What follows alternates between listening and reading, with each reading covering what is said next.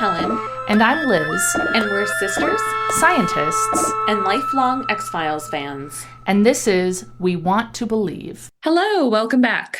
Welcome, colleagues. How's All it? right. It's going well. It's going well. I'm excited to talk about this week's matchup in our villains bracket because Awesome. I have some strong opinions. Oh, really? Yes, Oh, great. I can't remember anything about Mrs. Paddock. So, that is fine. great. We will talk about her. So, Mrs. Paddock is from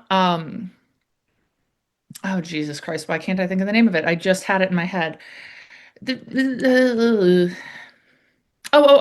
a German. I can't think of the German. Die Hand of Verlitz. Die Ah, Hand of Verlitz. It means the hand that wounds or the hand that hurts. right. And Yeah, that, just as a reminder, this is Mrs. Paddock versus Virgil Incanto, the fat sucking vampire. who's from Too Shy. Yes, right. Yeah. Okay. And so Mrs. Paddock is okay, so to remind everyone about this episode, it is the one where the high school staff and like members of the town and community are Satanists, but they're kind of like a stereotype type of like lapsed religious people. Like they kind of go through the motions of worshiping Satan.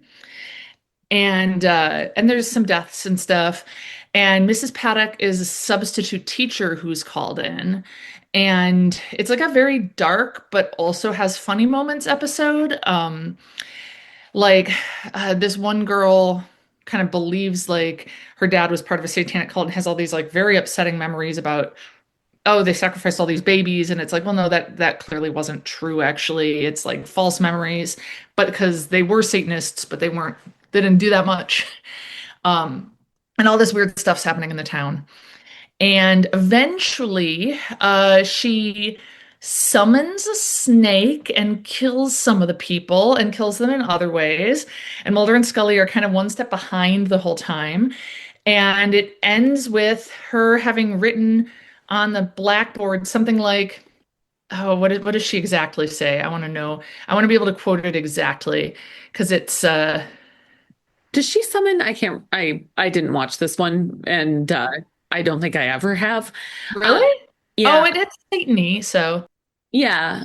I mean, I would watch it now, but what sort of snake? Like a real snake?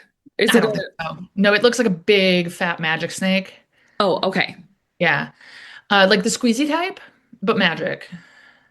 Well, I mean, I realize it's not a real snake, but I mean, like, is it corporeal or is Oh, it like shadow or? I think it's somewhat corporeal because Okay, because it kills a guy. okay, So okay. yeah. All right. Um, What but did she it's say? what'd you say? Oh, what did she write on the? Oh, she writes, "Goodbye. It's been nice working with you." And it's a message to Mulder and Scully. And she just disappears. And so in the beginning they of that episode, they talk about how she was or how there was like a witch in town that like had something to do with this demon, Azazel or Azizel, something like that. And then it seems clear basically she was there to punish these devil worshippers for not being devout enough. Okay, So she's probably a demon or the okay, devil or a devil. At the very least, a very powerful witch, minimum, but it seems more like she's supernatural. okay. All right.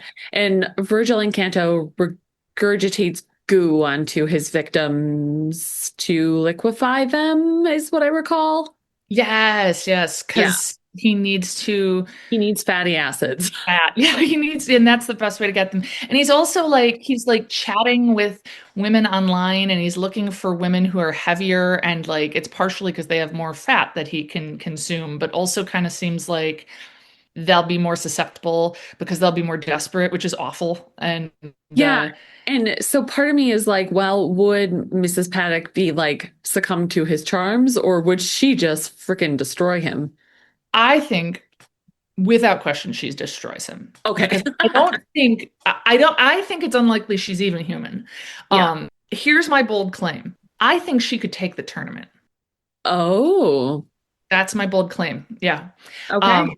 because she might be the devil. So Yeah, now we have not, have we gotten though? We haven't gotten to the second episode with no, we haven't. Donnie Faster? Donnie Faster, where you find out he might also be, though. Yeah. But and they're on different sides of the bracket, so it is possible this could come down to Phyllis Paddock versus Donnie Faster. I know who I'm rooting for. Sure. Oh yeah, big Yeah. time. Yeah. Um, okay. Yeah, then I would love to see her destroy him. Yeah, I think that she kills him easily without question. She would not be charmed by him. I don't think she's human. I did survey people again, and about 10% of people voted for Virgil and Canto to beat her, and I have to assume they were just being contrary. Most people's remarks were more along the lines of like, oh, there's no question. Like, like she destroys him. Like, yeah, Great. yeah. I love that idea. He's just a skeezy man, and she's possibly an actual demon.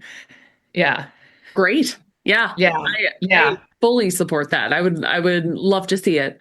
yeah. Me too. Good. Yeah, Good. yeah. So I think Phyllis Paddock, without question, wins this round.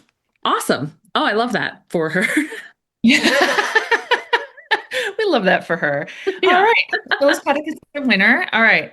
And so we're actually going to go in a slightly different order than I had imagined. I was kind of bopping back and forth on both sides of the bracket. We're going to go next. I'm not going to bop back and forth. We're going to go next down to, it doesn't matter. None of you care. I'm the one looking at the bracket. Yeah. Here's who we're talking about next. It's the gargoyle demon Ooh. thing from the gargoyle episode Uh-huh. uh, versus the peacock family from home.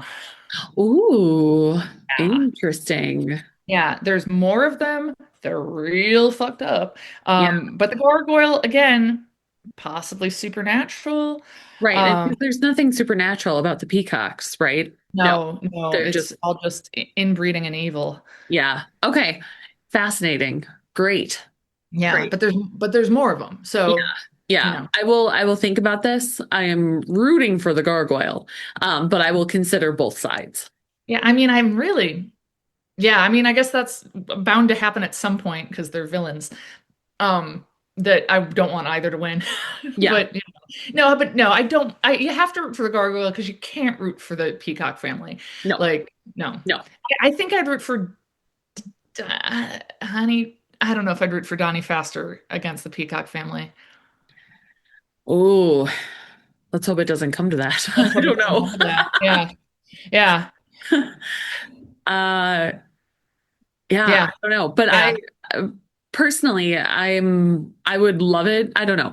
I did not see that episode with Phyllis Paddock. But based She on looks the description, she looks a lot like a teacher I had in high school, actually, ah, with like big glasses and bob brown hair and tall and thin. And yeah, I didn't especially like that teacher, but I don't think she was possibly Satan. Um, and now I feel kind of like, I don't know, go Mrs. Paddock yeah, in a way. same. Yeah, Yeah. yeah. Cool. So okay, so Peacock family gargoyle. Yes. Peacock family from the season 4 episode Home, Gargoyle from the season 3 episode Grotesque, Great. which is also the one where Mulder's doing a lot of sculpting and there's like dead people inside sculptures. Yes. Yes, that's Yeah, right. That was, yeah. I'll have to, I think I watched that one, but I'll have to refresh my memory. I we don't did. remember We talked about the French word gargouille and that's what gargoyle comes from. oh yeah. Yeah. Yeah. Cool. And today we're talking about Terma. Yes. Today we're talking about Terma. I repeated that because your voice got a little bit weird. I don't know if it will on recording or not. I thought Terma was like, I thought the name of the episode I thought was maybe like the end or term. I don't know. I thought it was something like that, but it turns out it's the name of the town in North Dakota that they end up in at the end of the episode. Oh, huh. Yeah. So yeah, Tunguska, they go there. Its sequel, Terma, they go there. So All yeah. right. I'll Um, I'll allow it. so yeah, they're bopping all over the country and also Russia. There's a lot of travel times that I think I just have to let go because I they mean, don't make any sense to me does at it help all. to remember that this was pre 9/11 and airports were easier to navigate? Oh, Oh, no. okay. Um, Quick question. it's yeah. Did this one end the way that I thought it did? Mm, Uh-huh. huh. Yeah. Oh, so good. Okay, Yeah. great. Yeah. End of this episode. Oh my God. Yeah. Ah, Um, awesome. yeah, or yeah, I have a cup of tea right here. Yeah. Yeah. Um, so it starts in a pretty disturbing scene where there is an old woman being snuck out of a nursing home in Florida to uh, die, like by choice, like a Kevorkian situation. But then it turns out she's infected with the black oil and she dies from that instead. So Oh that's man. bad. And then credits start, but it doesn't say we want to believe. It It says, never does. yeah, what the hell's wrong with me? Oh my God. Oh, I wanted to tell you, I brought the X-Files into my classroom. Oh, ooh, how? Yeah. Um, in a way that was perhaps a bit of a stretch.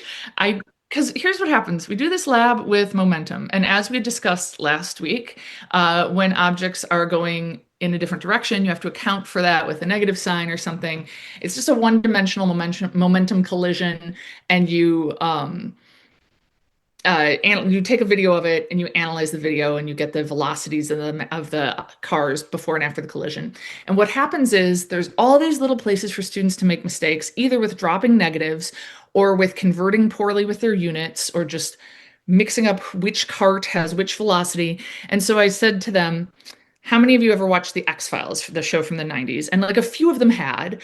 And I said, okay, so the main like slogans from the X-Files are like, we want to believe, and the truth is out there. But another one you might recall is trust no one. And I said, that is your theme for today with your lab mates doing the calculations. Because what happens is I walk around and they go, we were getting like really bad results. We don't know what's wrong. And I look at it, I'm like, oh, well, your math is wrong. Like this doesn't make any sense. And then they all look at the one person who calculated it and go, oh, you screwed up the calculations. And I'm like, all of you are responsible for these calculations. So, It's interesting, isn't it? The like, and I am saying this as someone who I don't think I would have done any better than the behavior I'm about to call out. Like yeah, yeah, I understand. Yeah. yeah. Um, but we were doing the lab where we build muscles in clay onto little plastic skeletons. Blows my mind. In what capacity? Oh, I don't know. I've played with Play-Doh. I can't imagine making muscles out of it. I don't even know what I would do with muscles. Are they strings? Are they ropes? No, they're blobs. I mean, so we have like a 2 foot tall plastic skeleton. Okay, it does help. I've been picturing it like Barbie sized, and I've been imagining like how would you even, it seems too tiny. No, no. So I mean they're decent sized. And then you, I don't know, make the muscle. You make it out of clay and then you stick it on the person where it goes to show Huh. like where so that they learn like where on the bone it attaches. So this end of the muscle attaches here, this end of the muscle attaches here, so it must work on this joint. So it is kind of a rope. If it's attaching, no, would you say it's a rope? I would say it's like a no, I would use a lot of other words first. Um, but I can't think of any of them. I can't think of a good analogy. Fair I mean, enough. I mean, feel your muscles. They're not like ropes, right? I mean, they're Well, big. I mean, let the listeners know I am feeling my arm muscles. I mean, how big is the rope? It's, it's big. Okay. Big? I don't know. Is it a big rope? Well, how it probably varies based on the size of the muscle. Yeah.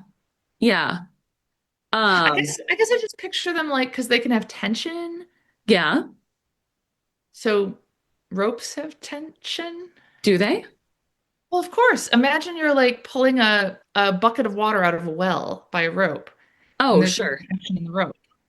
I mean, I guess this is where this is one of the those interplays between physics and biology where I go, like, did I tell you this that someone asked me like what is creating the surface tension between like the when there's water and then like the water is helping the two surfaces to stick together?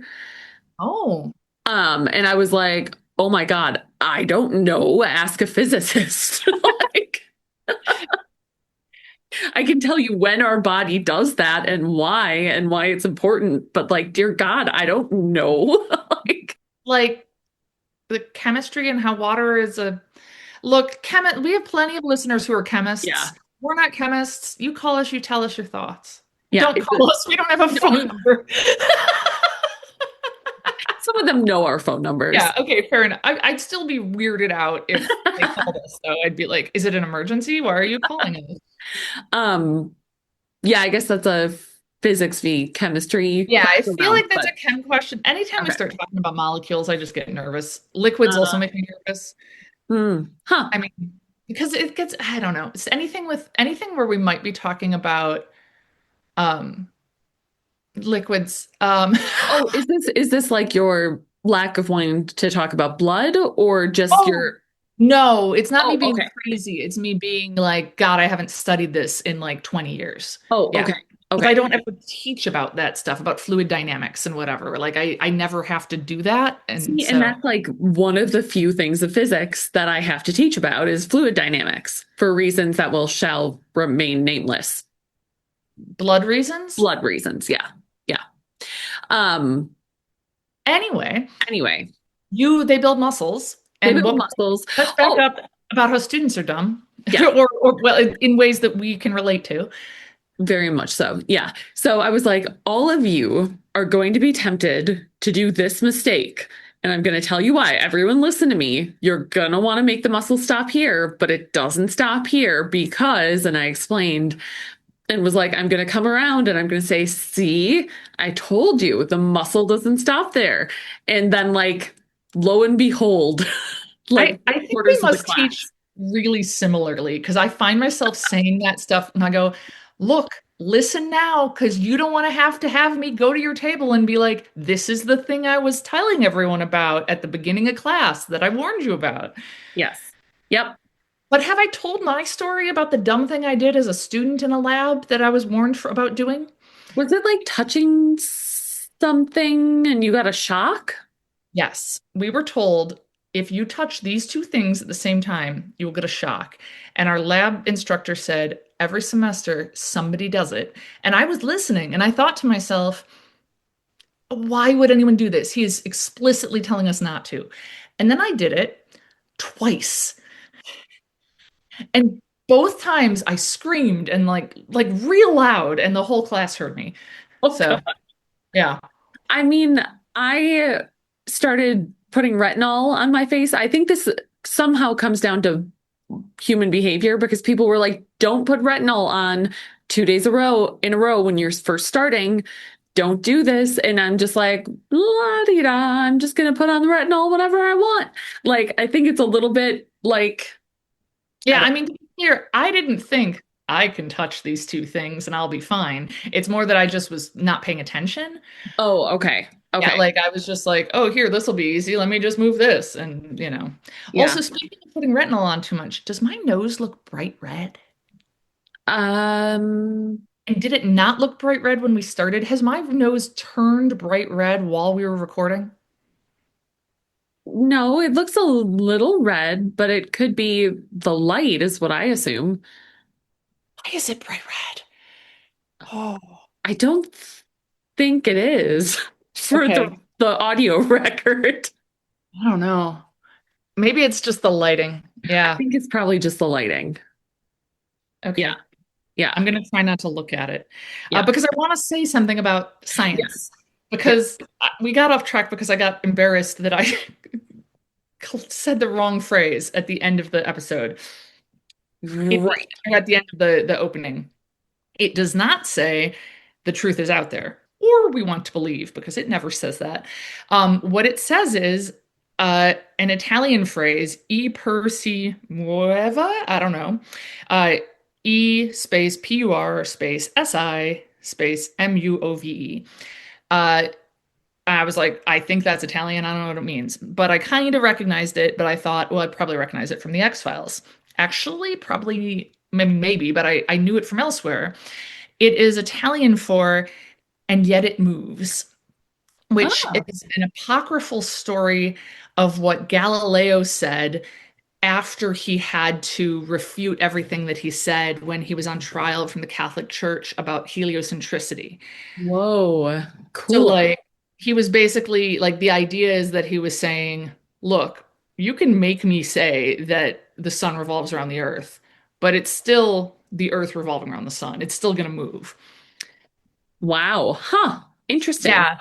Which is an interesting choice for this episode because there's this Senate subcommittee meeting happening, like we saw in the last episode, and like they're having to like try to reveal the truth and are being stopped and everything. So, yeah, I Yeah. thought that was neat. Yeah.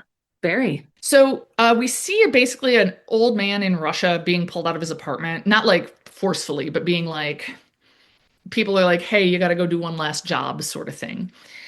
And then we see the gulag where Mulder was is being kept prisoner, and the other prisoner who he'd been talking to last time, who speaks English, who's like on the other side of the wall from him, passes him like a homemade shiv. I guess all shivs are homemade by definition. Yeah. I can't like go to the store and be like, "I'll just buy a shiv." Your Um, finest Shiv, please. yeah, yeah.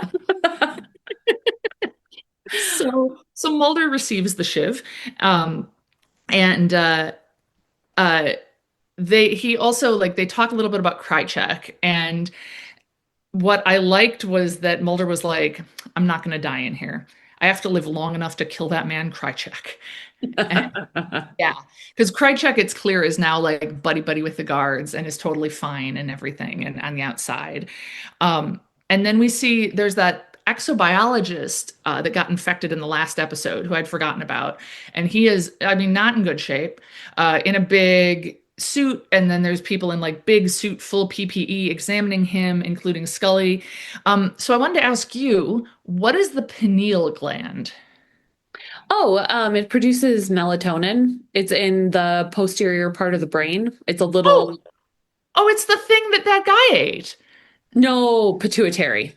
Oh, Also in the brain, also a small oh, gland that starts with P. It's geez. understandably Did confusing. I just mix up melatonin and melanin?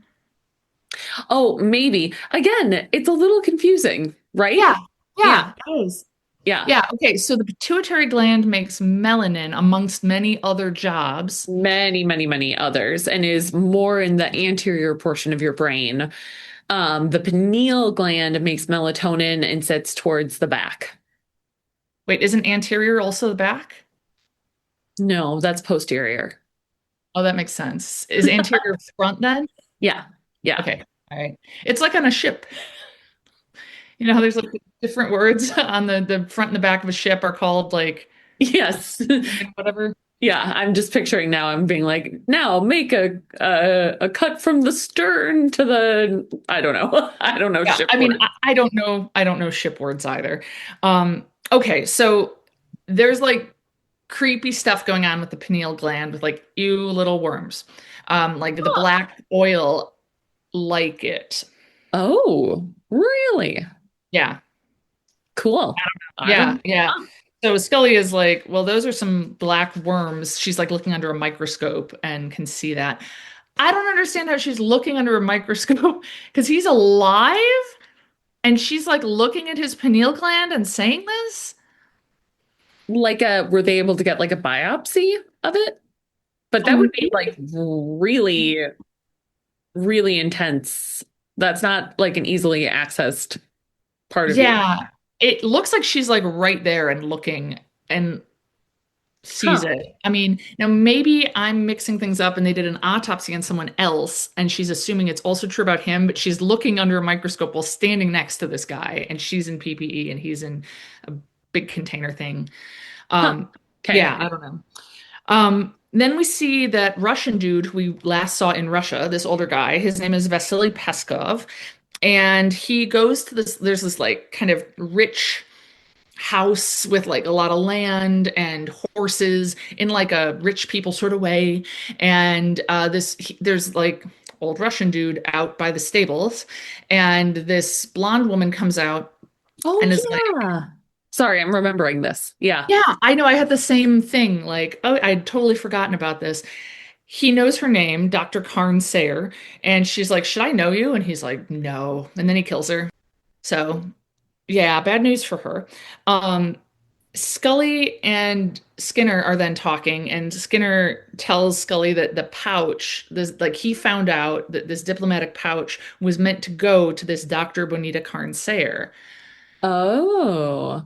And Okay. she's like, okay, so she's described in a number of ways. She's like a big virologist. So I was like, ooh. Oh, this is part of what started my desire to become a virologist.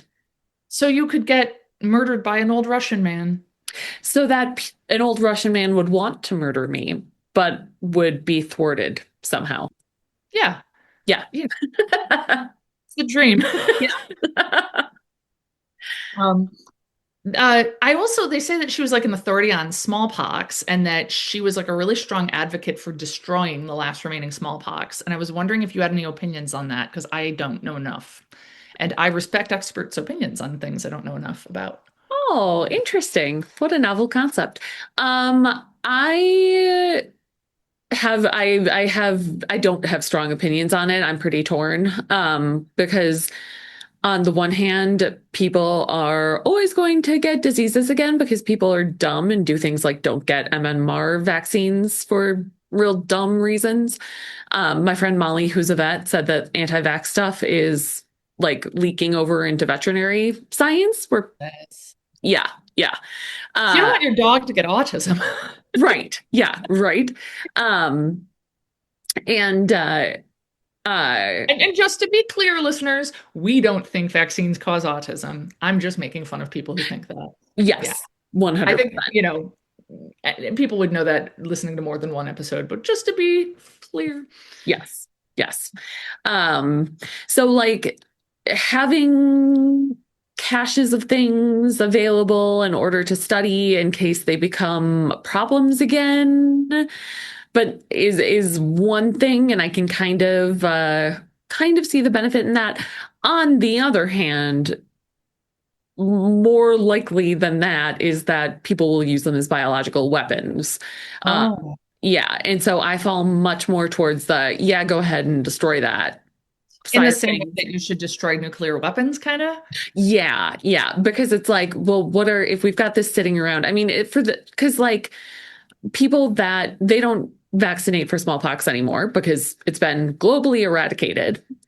But for because of vaccines, I'll go ahead and finish that sentence. Mhm. But there's still I don't know if they still do. I knew a while ago people in the military were still getting vaccinated against it though, because for the fear that it could be used as a biological weapon. Oh, okay. Yeah, Whoa. Whoa. Ooh, okay. yeah. So yeah, I'm with Dr. Sayer on Yeah, this. okay. Yeah. Okay. Um, so it's daytime in Russia. Mulder and the other prisoners are like marching outside to, I don't know, go do things in the forest. And this truck pulls up, and then Krychek is kind of up on this platform talking to an important looking guy. And Mulder rushes him, has the weapon, the shiv that he's purchased, and punches Krychek in the face, knocks him out in the back of this pickup truck, jumps into the pickup truck, drives away through the forest. They chase him, but they can't catch him. Awesome. Yeah. Unfortunately, the brakes do not work in the truck. And so Krychek, before things go super wrong, he like bails out of the back. And then Mulder kind of drives it into some trees to try to slow it down, but it still kind of flips. Um, I mean, not kind of. It 90 degrees. It rotates 90 degrees. Okay. Yeah. And then we see the well-manicured man and cigarette smoking man talking again. And I just want to say, like, William B. Davis, I don't know, for some reason, this watch around, I'm just really appreciating everything he brings. And I recently saw somebody shared online that they bought like a Funko Pop of cigarette smoking man, the little little figurine and got him to autograph it at like a convention and and had him sign "I've seen presidents die." The things he writes, so or says, which I just love it. That's awesome.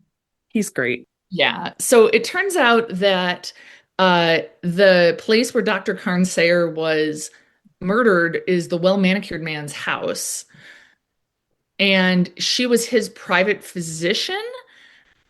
Weird, but okay. Yes. And this is not the weird thing about her job. I mean, not in a mysterious X-Files way, in a should I be taking more out of this, or is this just people not understanding the jobs a person might have?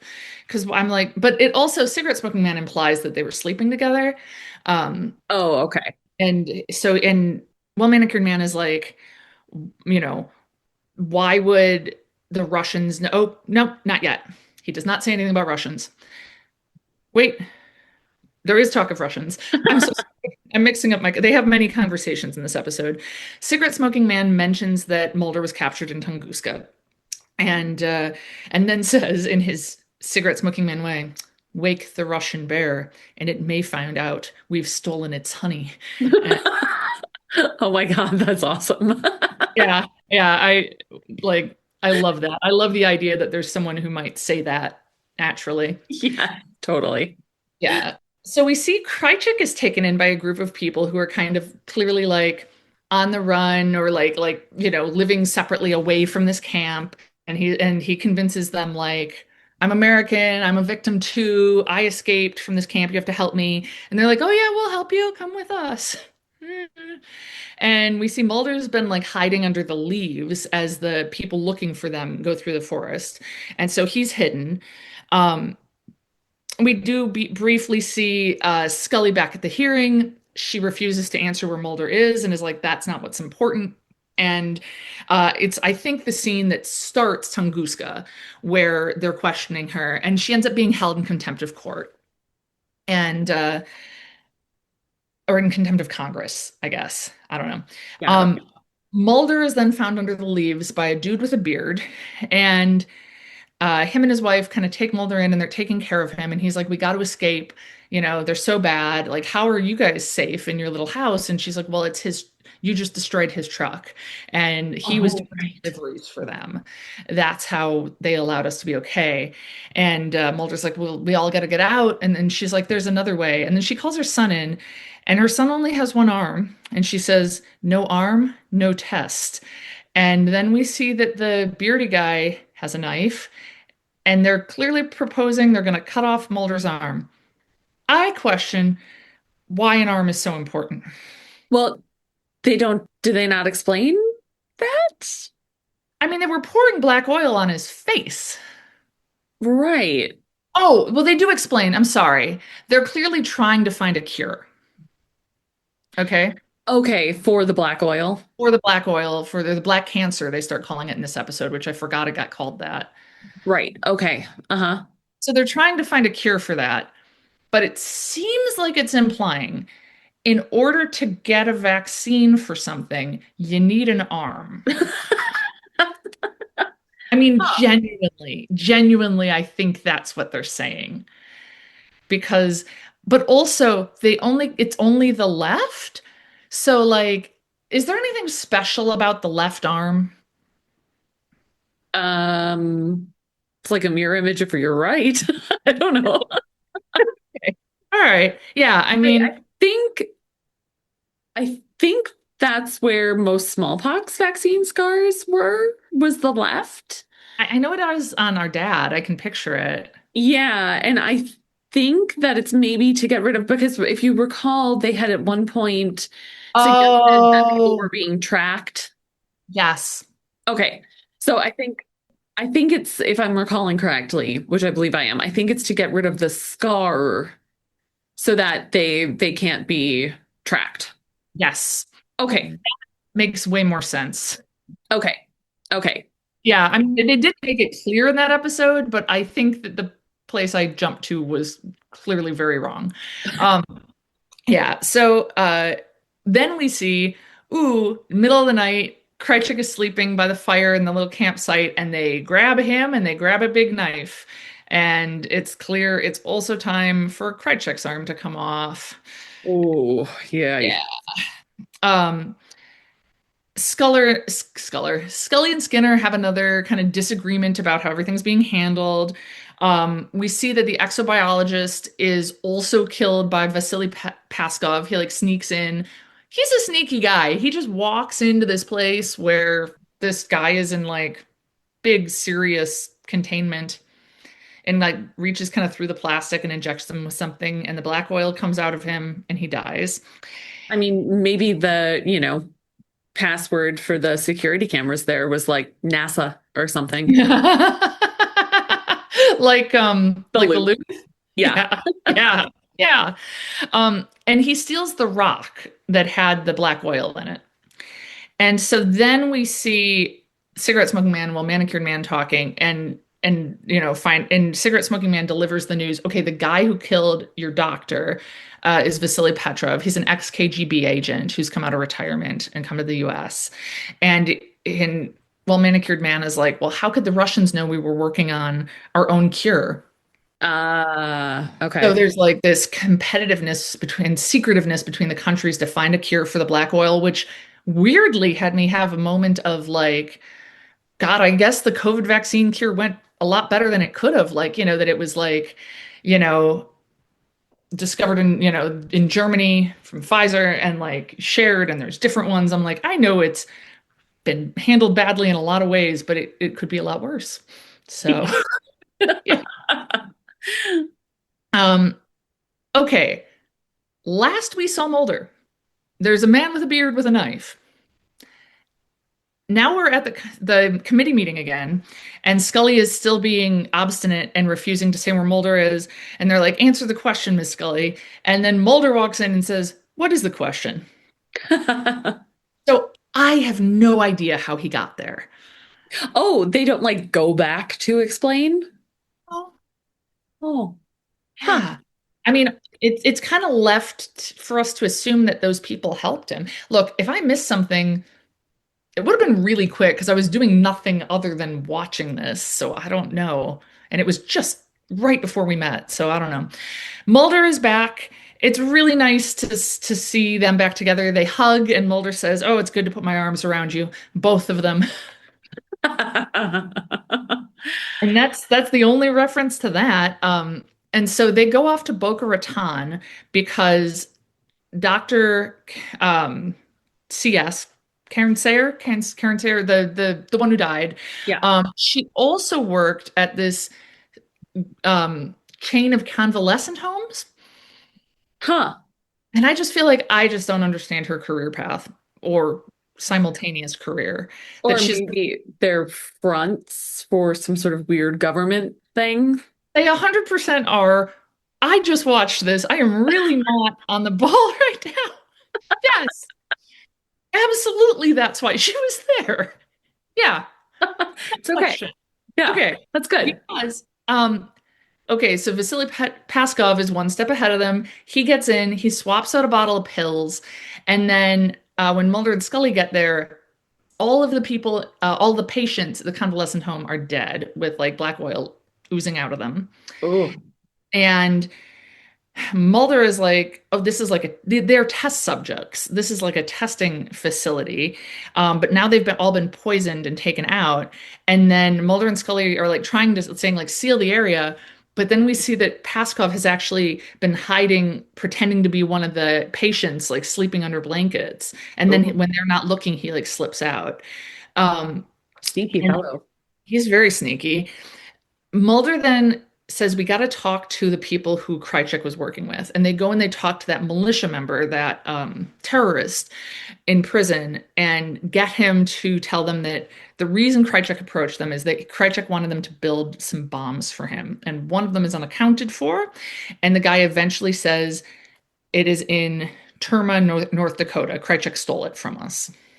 That sounds like Krychek. It Okay. does. Yeah. I feel like if I were Krychek, I would want nothing to do with anything out west after the missile silo incident. But yeah, so now again, okay, so they're in They're in DC. They go to Boca Raton. Now they're in North Dakota. And they're all trying to do this. When they went to Boca Raton, Skinner was like, you got to be back in 16 hours when we start again for this subcommittee. So within 16 hours, they go to Boca Raton. They go to the nursing home. They go to the prison. Then they go to North Dakota. They're in a helicopter. I didn't see a pilot, but maybe there was one. And it looked like Scully was piloting it possibly because they like drop Mulder off. There's like a big oil refinery, and then further away from it is the big truck that had the bomb in it. So Mulder goes to see the truck. Scully goes into the refinery. Paskov is there. Huh. Okay. Yeah. And I think he's there to get rid of the rock, I think is what they've figured out, is that they're trying to get rid of this rock that was going to be sent to Dr. Karen Sayer, that's like his goal. And then oil starts bursting out of the little oil thingy near Mulder, and there's beeping, and then the bomb explodes, and Mulder just barely gets away in time and kind of gets passed out, but Scully runs and saves him. And yeah, and Paskov, when Scully can't, she's not able to stop him. He's got a gun, and he's like, basically, my work here is done, and he gets out. So Mulder is rescued by Scully. They get away. At the subcommittee meeting, Scully just starts going into it and like explaining like this is what happened, this is the truth, this is the like this scene is the and still it moved and yet it moved sort of thing where she's like, I'm just going to tell you the truth even though you say you don't care. And Mulder is like, why are you having such a hard time believing in this? Like, because they kind of scoff when they mention that the oil is extraterrestrial, and it's kind of all everybody's getting up in arms, and they're like, all right, we're going to call a recess, and they just kind of put a stop to things. And then we see back in Paskov's apartment in Russia, he's like kind of opening his door and going inside, and he's like, what do you want? I'm retired. I'm done. I'm not doing any more missions. And it's Krychek sitting at his table, and he's like, oh, I just came to congratulate you on a job well done. And Krychek is holding a tea bag, dunking it in his tea with his fake hand. And Yeah. slowly dunking this tea bag. So you can see Krychek does not have a hand now, or arm maybe. Oh man. And Yeah. he's there to side with Paskov and the Russians. Oh man.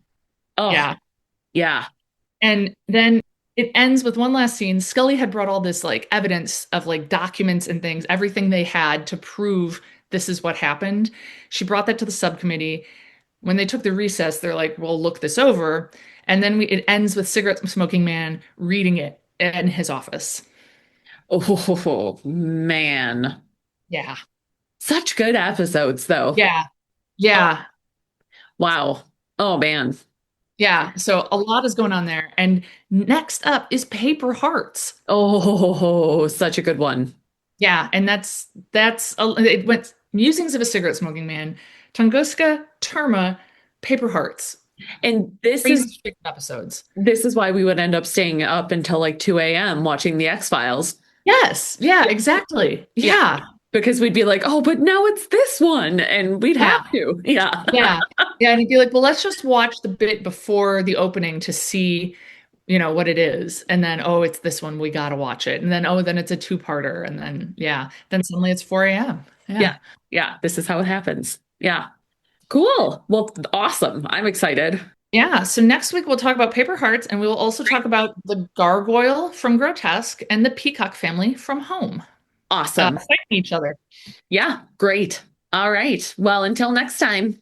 All right. Bye, everyone. Bye. We Want to Believe is hosted by Helen Werner and Liz Holden. It's produced by Zach Werner. The We Want to Believe theme music was created and recorded by Zach Werner. Find us at wewanttoBelievePod.com, on Instagram at wewanttoBelievePod, or send us an email at wewanttoBelievePod@gmail.com.